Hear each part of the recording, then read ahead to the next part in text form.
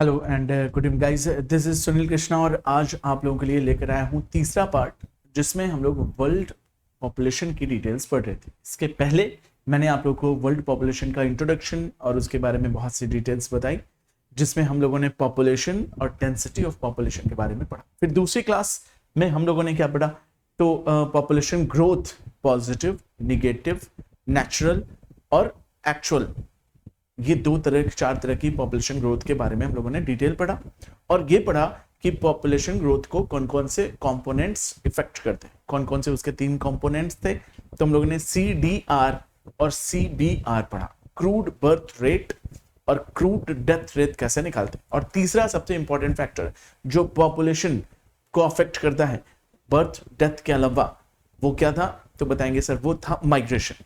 Migration के बारे में आज हमारी क्लास डिटेल में चलने वाली है। कितने तरह के माइग्रेशंस होते हैं, माइग्रेशंस को भी इफेक्ट करने वाले कौन कौन से फैक्टर्स होते हैं, पुल फैक्टर, पुश फैक्टर क्या है, 4 तरह के जो डेमोग्राफिक ट्रांजिशंस हैं वो क्या है। तो आज की क्लास तीसरी लेक्चर पर बेस्ड है, जिसमें हम लोग वर्ल्ड पॉपुलेशन की डिटेल पढ़ने वाले हैं।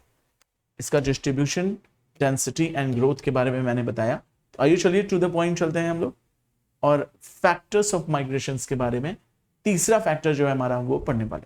पहले हम ये जानेंगे कि आखिर माइग्रेशन होता क्या है। तो बताएंगे कि किसी भी पॉपुलेशन की जनसंख्या बढ़ सकती है या घट सकती है, कोई भी पॉपुलेशन बढ़ सकती है या घट सकती है, डिपेंड करता है उसके बर्थ एंड डेथ के अलावा माइग्रेशन पर भी, जो एक्चुअल ग्रोथ ऑफ पॉपुलेशन भी इंक्लूड कर लेते हैं। जैसे पिछले क्लासेस में हम लोगों ने पढ़ा कि नेचुरल फैक्टर्स तो है ही हैं, पॉपुलेशन के कंपोनेंट्स, बर्थ और डेथ के सब्सट्रैक्शन, इनके डिफरेंसेस से हम नेचुरल ग्रोथ ऑफ पॉपुलेशन निकालते हैं। लेकिन अगर इसी में हमने ऐड कर दिया इनकमिंग और आउटगोइंग लोगों की भी संख्या, तो ये नेचुरल ना होकर एक्चुअल हो जाती है, एक्चुअल पॉपुलेशन ग्रोथ। ठीक है, तो इसी तीसरे वाले पॉइंट्स को, इनकमिंग और आउटगोइंग लोगों का आना जाना ही क्या कहलाता है, माइग्रेट कर जाना कहलाता है। हो सकता है कि किसी डेस्टिनेशन पर जा रहे हो सकता है कि किसी ओरिजिन पर आ रहे हो। जैसे ऐसे समझो, कुछ बर्ड्स होते हैं जिनको हम साइबेरियन बर्ड्स कहते हैं, क्रेन वगैरह। ये बर्ड्स साइबेरिया से उड़कर, क्योंकि वहां पर सूरज के ITCZ की शिफ्टिंग होती है, ज्योग्राफी में पढ़ा होगा आपने कि जब सूरज का टेम्परेचर, सूरज के ट्रॉपिक ऑफ कैंसर से ट्रॉपिक ऑफ कैप्रिकॉर्न की तरफ मूव करने के कारण, जहां पर ये मूव कर रहा होता है उधर साइड गर्मी ज्यादा बढ़ती है। अगर ये ट्रॉपिक ऑफ कैंसर से ट्रॉपिक ऑफ कैप्रिकॉर्न की तरफ जा रहा है, तो ट्रॉपिक ऑफ कैप्रिकॉर्न की तरफ हीट बढ़नी शुरू होगी, और ट्रॉपिक ऑफ कैंसर से हट रहा है, ये भी माइग्रेट कर रहा है ना, तो वहां पर क्या होगा, हीट के बजाय कोल्ड होना शुरू होगा। तो जहां पर हीट हो रही, वहां से पक्षी उड़कर वापस ऐसी जगह आते हैं जहां ठंडी शुरू हो रही। तो इसी तरह से साइबेरिया से, ठीक है, पक्षी ठंडियों में उड़कर हमारे देश आ जाते हैं, और जैसे ही यहाँ गर्मी शुरू होती है, ठीक है, मार्च अप्रैल में, फरवरी मार्च में ही चले जाते हैं वो अपने वापस साइबेरिया। ये किस वजह से होता है ये माइग्रेशन, तो बताएंगे सर ये माइग्रेशन सूरज की गर्मी के कारण होता है। तो अब सोचो कि आदमी माइग्रेट क्यों करता होगा। तो मुझे अगर विदेश जाना होता, मैं कई रीजंस बताकर जाता। यहाँ पर मुझे कम पैसे मिलते हैं, यहाँ पर मुझे जो है कास्टिसिज्म है, यहाँ पर पॉलिटिकल टर्मोइल्स हैं, सोशल इनइक्वालिटीज हैं, जॉब अपॉर्चुनिटीज नहीं है, जोग्राफिकल फीचर्स अच्छे नहीं है, ठीक है, इकोनॉमिकल, सोशल, पॉलिटिकल, जोग्राफिकल सारे रीजन्स बता रहा हूँ, और मैं मूव कर जाऊँ, ये निगेटिव फैक्टर्स जुड़ा कर मैं वहां चला गया। वहां क्यों जा रहा हूँ, वहां की अच्छाई बताओ, तो वहां पर अच्छी अपॉर्चुनिटीज है, वहां पर अच्छे से लोग ट्रीट करते हैं, वेल मैनर्ड है, वेल ग्रूम्ड है, एटिकेट्स है, रूल्स रेगुलेशन अच्छा है, पॉलिटिकल गवर्नमेंट्स अच्छे अच्छे वो पॉलिसीज निकालती है, ठीक है, अच्छे पैसे मिलते हैं, वहां पर हम सेफ हैं। तो इन सारी चीजों को लेकर हम वहां जाते हैं। तो जब हम निगेटिव फैक्टर के कारण यहां से जा रहे हैं, तो माइग्रेशन का ये कौन सा फैक्टर है, इस फैक्टर को हम बोलते हैं पुश फैक्टर। यहां से हमें निकाला जा रहा, गंदा है यहाँ पर, उस वाले फैक्टर को जो हमें खींच रहा है, वहां से अट्रैक्ट कर रहा है, उसको हम क्या बोलते हैं, पुल फैक्टर। पुश फैक्टर हमेशा नेगेटिव होता है, पुल फैक्टर हमेशा पॉजिटिव और प्लीजेंट होता है। तो इस तरह से भी आप चाहें तो याद कर सकते। माइग्रेशन 2 तरह के और होते हैं, एक होता है इमिग्रेशन, एक होता है एमिग्रेशन। आइए हम अब शुरू करते हैं अपना चैप्टर। हल्का सा इंट्रोडक्शन मैंने दे दिया माइग्रेशन के बारे में। माइग्रेशन 3rd कंपोनेंट है पॉपुलेशन चेंज। और इसका मतलब होता है कि अगर कोई आदमी एक जगह से दूसरी जगह जा रहा तो उसे हम बोलते हैं माइग्रेशन। ठीक है, माइग्रेशन में भी परमानेंट हो सकता है कि हम चले जाएं सब कुछ छोड़ छाड़ कर दूसरे शहर, कभी वापस ना आए। टेम्पररी हो सकता है कि कमाने गए हों, थोड़े थोड़े साल पर हम वापस आते हैं। हो सकता है सीजनल, कि गर्मी में चले गए, जैसे मैंने साइबेरियन क्रेन का एग्जांपल दिया, और ठंडी में वापस आ गए। तो it may take places from rural to rural areas. और भी कई तरह का होता है माइग्रेशन जो कंसिडर किया जाता है। ठीक है, एक होता है अपने देश से निकलकर जाना, एक होता है अपने देश में वापस आना, एक होता है ओरिजिन के बेसिस पर, एक होता है डेस्टिनेशन के बेसिस पर।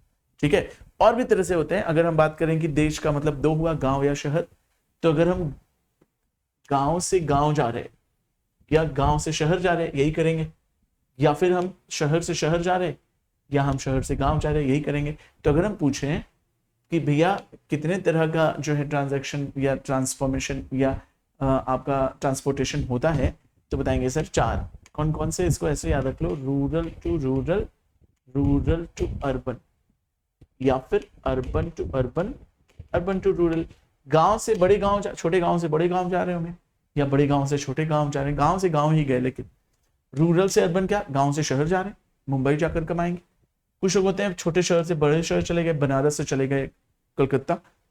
कुछ होते हैं शहर से गांव चले जाते हैं कि नहीं बहुत कमा लिया, अब हमें रिलैक्स की जिंदगी चाहिए, चैन की जिंदगी, या किसी मजबूरी में गांव चले गए। ठीक है, तो इस तरह के 4 ट्रांजैक्शंस होते हैं आपके आने जाने के, इसको भी माइग्रेशन कहते हैं। इमिग्रेशन और एमिग्रेशन का भी एग्जाम्पल मैंने दिया आपको, इमिग्रेशन और एमिग्रेशन का एग्जाम्पल भी देख लीजिए। ये है इंडिया,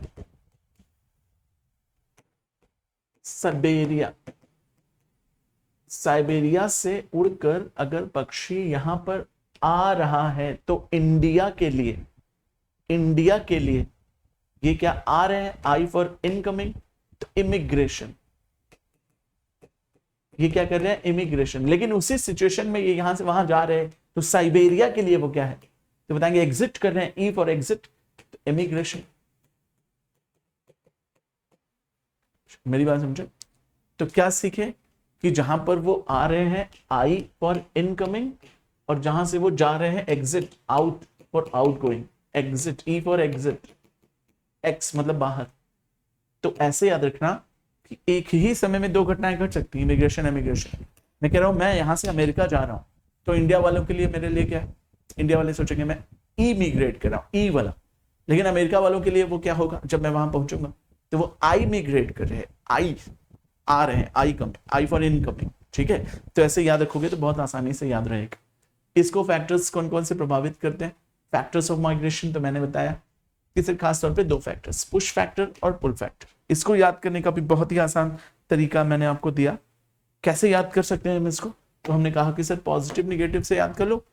पुश फैक्टर निगेटिव है, किसी को धक्का देना अच्छी चीज नहीं होती। पुल फैक्टर खींचना, किसी को बचाना, ऊपर खींचना, पहाड़ के ऊपर पुल कर, पहाड़ खाई पर से पुश कर रहे हैं मर जाएगा, लेकिन लटका हुआ उसे बचा रहे हैं, पुल कर रहे हैं, खींच रहे हैं, बच जाएगा। तो पुल फैक्टर में पॉजिटिविटी प्लेजेंट चीजें होती हैं, पुश फैक्टर में निगेटिविटी अनप्लेजेंट चीजें होती हैं। आइए चलिए देखें। Origin of the seems less attractive for the reasons like unemployment, यहाँ क्यों नहीं रहना चाहते, तो बोलेंगे कि सर यहाँ पर से हमें ऐसा लग रहा है कोई धक्का दे रहा, निकलो, मेरा मन कह रहा है धक्का दे रहा कि हटो यहाँ से, यहाँ अनएम्प्लॉयमेंट है, पैसा नहीं है, और पैसा सबको चाहिए। पुअर लिविंग कंडीशन है, यहाँ पे हम लोग रहते हैं, 20-10 हजार रुपये महीना मिलता है, ना कोई शौक पूरे हो रहे, ना कार खरीद सकते, ना घर खरीद सकते, पुअर है हम लोग। पॉलिटिकल टर्मोइल, एक तो तरह तरह के दंगे हो रहे, ठीक है, पॉलिटिक्स में जो है जातिवाद हो रहा, पॉलिटिक्स सरकार हमारे ध्यान नहीं दे रही अपने इलेक्शन में, और दंगा हो जाता है। ठीक है, प्लस अनप्लेजेंट क्लाइमेट, यहाँ गर्मी पड़ती है ऐसी, गंदगी अलग से है, ठीक है, यहाँ रह नहीं सकते। नेचुरल डिजास्टर रह के बाढ़ आ जाती है, सूखा पड़ता है, और तरह तरह की बीमारी पड़ती है, हमारे यहाँ पड़ती है। इपिडेमिक्स, महामारी फैल जाती है, या समाज में लोग जो है अनइक्वालिटी समझते हैं, अनटचेबिलिटी को मानते हैं, या और भी बैकवर्ड क्लासेस को लेकर थोड़ा सा गंदा, उनको मंदिर में नहीं जाने दिया जाता। ये सारी चीजों के कारण आदमी पुश होता है, ढकेला जाता है कि यहाँ मत रहो। अब जाए कहाँ, जहां जाएगा उसके लिए पुल फैक्टर्स, वहां क्यों जाए, तो इसी का जस्ट अपोजिट, यहाँ पर अनएम्प्लॉयमेंट है तो वहां पर एम्प्लॉयमेंट होगी, यहाँ पर पुअर लिविंग कंडीशन है वहां standard living condition, swimming pool वगैरह होगा। ठीक है, वहां यहाँ पॉलिटिकल टर्मोइल है, वहां की सरकार असिस्ट करेगी, आपको सब्सिडी देगी, तरह तरह की पॉलिटिक्स जो है आप इन्वॉल्व होंगे, सरकार आपके लिए तरह तरह की पॉलिसी निकालेगी, जनधन योजना, ये वो। अनप्लेजेंट क्लाइमेट हो सकता है, वहां ठंडी पड़ती हो, बर्फ पड़ता, मजेदार सिचुएशन हो, प्लेजेंट रहने में भी मजा है, चिड़चिड़ापन नहीं लगेगा, घर में दिन भर झगड़ा बवाल नहीं होगा। नेचुरल डिजास्टर्स वहां नहीं आता, लैंडस्लाइड नहीं होती, क्लाउड बर्स्ट नहीं होता, रेन ज्यादा नहीं होती, हम नहीं, हम वहां रह सकते हैं।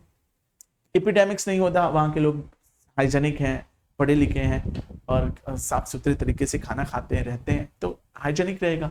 सोशियो इकोनॉमिक कंडीशन, वहां के समाज के लोग ऊंच नीच, छोटा बड़ा, भेदभाव, बुरा काला, ये सब चीजें नहीं मानते, तो इसको हम क्या कहते हैं, पुश फैक्टर्स। आइए देखें, अच्छी जॉब अपॉर्चुनिटी, ठीक है, लिविंग कंडीशन अच्छी, शांति हो, सबसे बड़ी बात, स्टेबिलिटी, स्थिरता हो, रहे तो वहां जिंदगी भर रह जाए, सिक्योरिटी ऑफ लाइफ हो, लाइफ सुरक्षित हो, आतंकवादी घटनाएं नहीं घटती, बम ब्लास्ट नहीं होता, प्रॉपर्टी वो वहां पर, प्लेजेंट क्लाइमेट हो, तो वो सब सारे पुल फैक्टर हो जाते हैं। मेरी बात समझे? पॉपुलेशन ग्रोथ के अलग अलग ट्रेंड्स, कुछ फैक्ट्स हैं जिनको एनसीईआरटी में लिखा हुआ है, उनको समझना है आप, ठीक है। मैं अभी इन्हीं सारी चीजों को एनसीईआरटी से भी दिखाऊंगा, पहले इसको देख लीजिए। The population of the world is more than 7 billion. आपको अच्छे से पता है, 6 बिलियन तो हम लोगों ने एनसीईआरटी में पढ़ा था शुरुआती दौर में, कि 21st सेंचुरी की शुरुआत में 6 बिलियन हो गए, लेकिन 10 साल में 7 बिलियन हो गए, और 20, 30, 23 साल, 2023 चल रहा है ना, तो ये 8 बिलियन से भी ज्यादा हो गए। लेकिन चलो हम मानकर चलते हैं कि अभी की दौर की बात हो रही, 7 बिलियन से 8 बिलियन हो गए। जब से ह्यूमन इमरजेंस हुई है, सिविलाइज्ड हुआ है, तब से वर्ल्ड पॉपुलेशन बहुत ही तेजी से बढ़ती आई है, लेकिन शुरू में तो बड़े स्लो रेट से बढ़ रही थी। बट जैसे ही प्रेजेंट पॉपुलेशन की बात करें, तो अ फ्यू हंड्रेड ईयर्स, कुछ साल पहले, which had the faster growth rate. चलो ये बताओ मुझे, मनुष्य का जन्म कब हुआ? यूनिसेलुलर से मल्टीसेलुलर, मल्टीसेलुलर से पानी में जन्म हुआ, पानी से एम्फीबियंस बने, उभयचर, और यही आगे जमीन पर डेवलप हुए, तो तरह तरह के जानवर बने, यही जानवर आदिवासी बने, एबोरिजिनल्स, अर्लीमैन्स, यही आदिवासी ही आगे चलकर ह्यूमंस, होमोसेपियंस बन गए। पहले हंटर गैदरर्स हुआ करते थे स्टोन एज में, फिर आगे चलकर ये क्या बने, तो ये इंडस वैली सिविलाइजेशन बनाई उन्होंने। जब से ये सिविलाइज्ड हुए, तब से लेके अभी तक में बहुत स्लो ग्रोथ हुई, अरबों अरबों साल, करोड़ों करोड़ों साल, लाखों लाखों साल बीत गए, लेकिन बहुत स्लो ग्रोथ हुई। तो शुरू की स्टेज की ग्रोथ कैसी रही है? बहुत स्लो रेट। लेकिन अब के समय में देखो, अब के समय में 2 साल के अंदर हम पहले 6 बिलियन थे, अब हम हो गए कितने? 8 बिलियन। और ये कितने साल में हो गए? 23 साल में।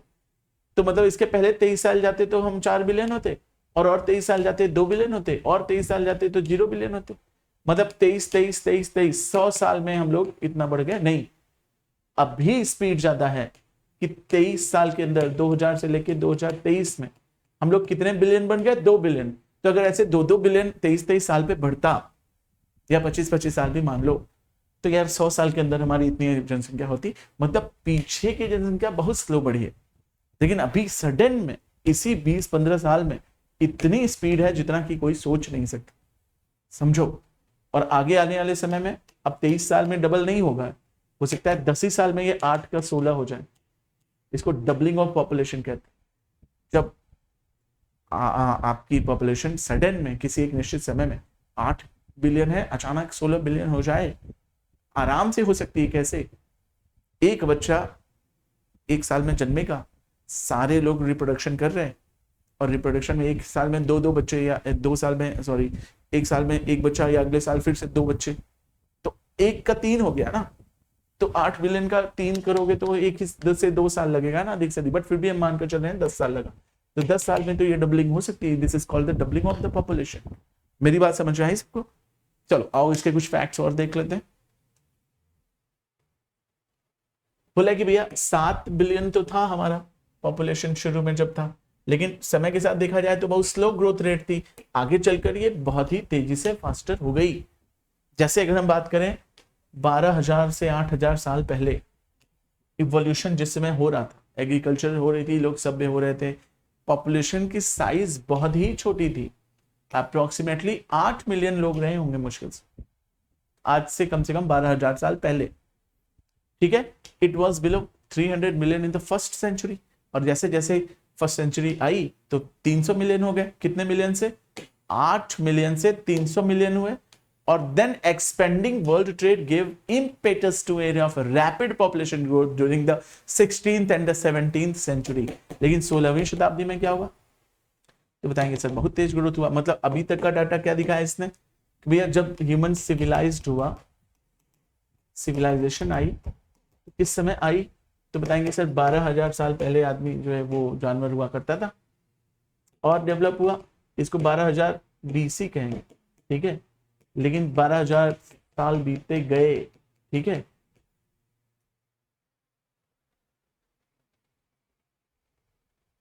तो एक एडी आया।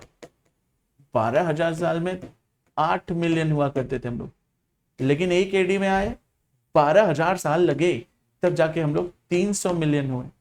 लेकिन जैसे ही 16वीं शताब्दी आई, याद है ये समय कौन सा था तो बताएंगे कि सर इसी समय मॉडर्नाइजेशन और रेनेसां और विश्व में जो है ग्रोथ हो रही थी, लोग आगे पीछे जा रहे थे। तो 16वीं 17वीं शताब्दी में ही ये रेट बहुत स्लो डेवलपमेंट का था, ये थोड़ा सा तेज हुआ, ठीक है।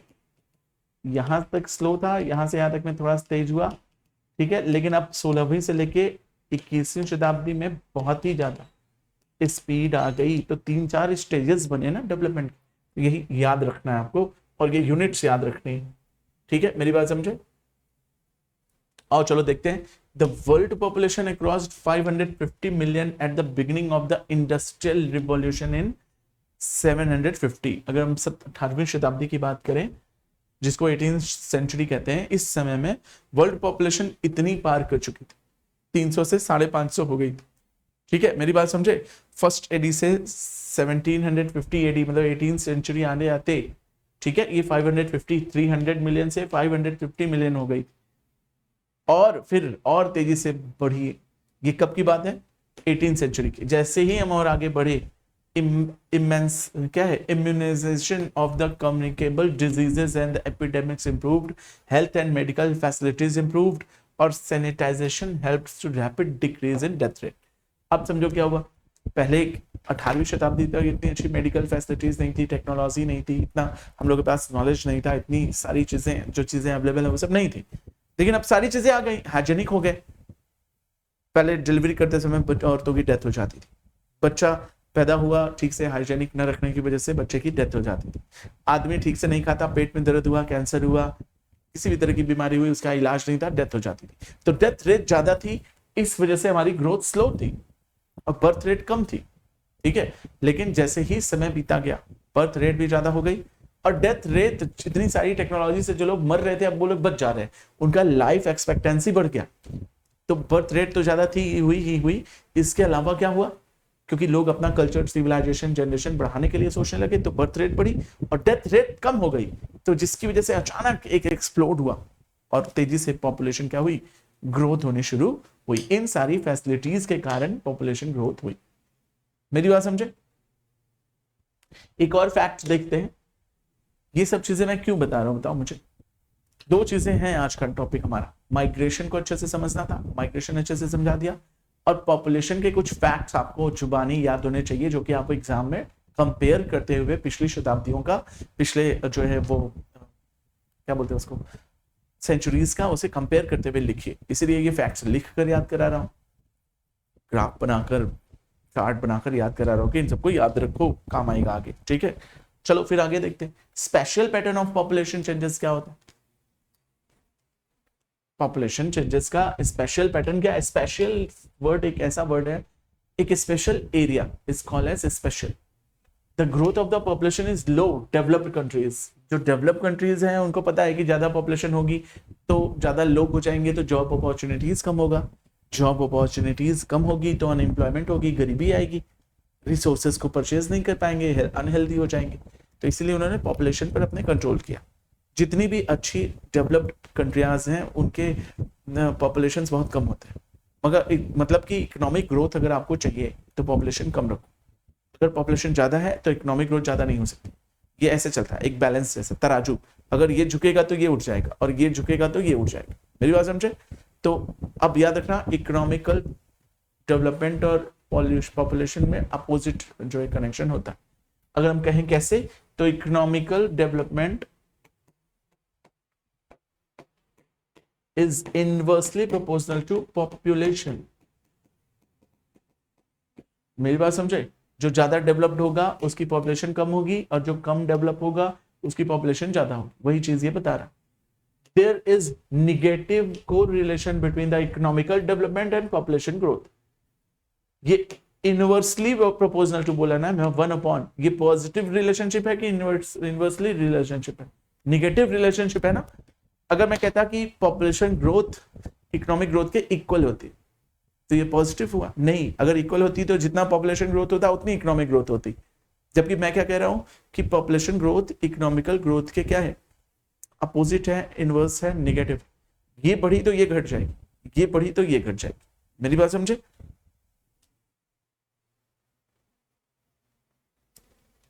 अगर पूछे कि अगर ऑल दो the annual rate of the population change in the world कितनी है, ये एक नंबर का क्वेश्चन हो सकता है। 1.4 ही बढ़ रहा है पूरे विश्व, लेकिन ये कितने 1.4?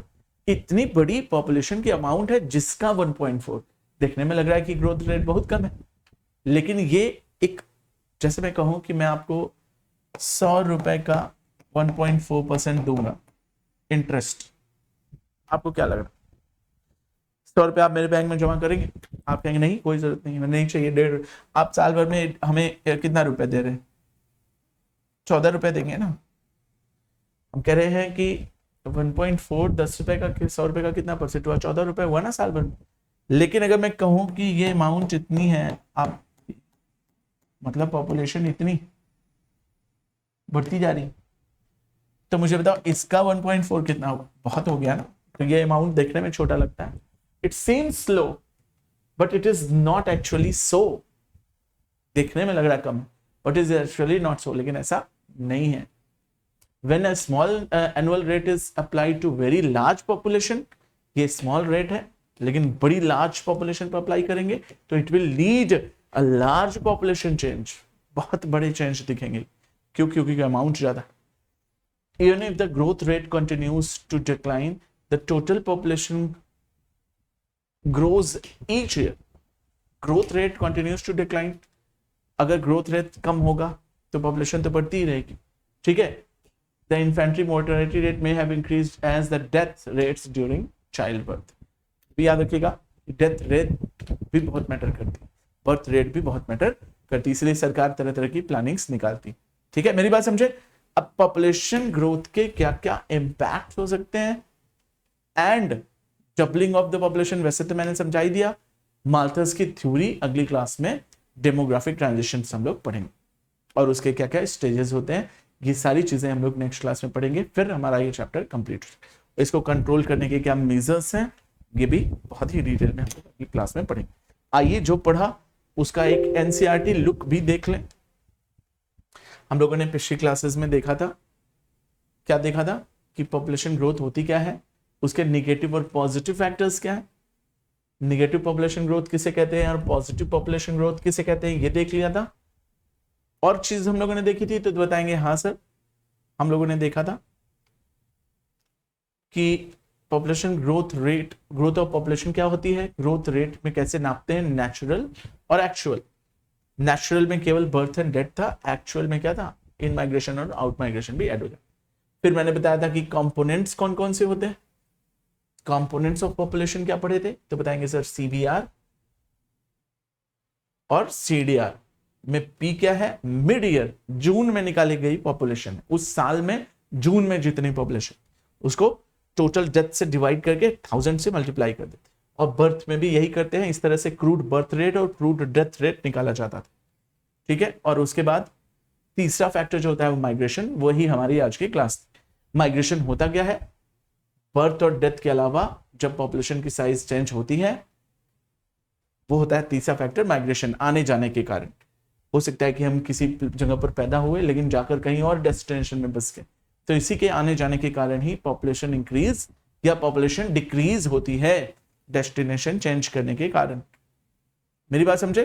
तो अगर आप देखेंगे किसने तरक्की होती है तो बताएंगे कि सर इमेजिनरी सॉरी इमिग्रेशन और एमिग्रेशन। इमिग्रेशन में क्या करता है, इनटू कहीं से आ रहे हैं, एमिग्रेशन में एग्जिट आउट कहीं से जा रहे, कहीं जा रहे हैं। तो इन दो तरह की चीजों को मैंने आप लोगों को समझाया। और इसके पुश एंड पुल फैक्टर्स जिसपे हम लोगों ने बात करी थी अभी, पुश और pull factor. Push factor negative होता है और पुश पुल फैक्टर पॉजिटिव होता है। यही सारी चीजें मैंने एनसीईआरटी में भी आपको ये दिखाया कि देखे रहो। मेरी बात समझ गए? फिर हम आगे बढ़ते हैं। फिर हम देखते हैं कि आखिर डेमोग्राफिक ट्रांजिशन क्या होता है। तो बताएंगे कि सर ट्रांजिशन मतलब क्या, रूरल से या फिर रूरल जा रहे या रूरल से अर्बन जा रहे।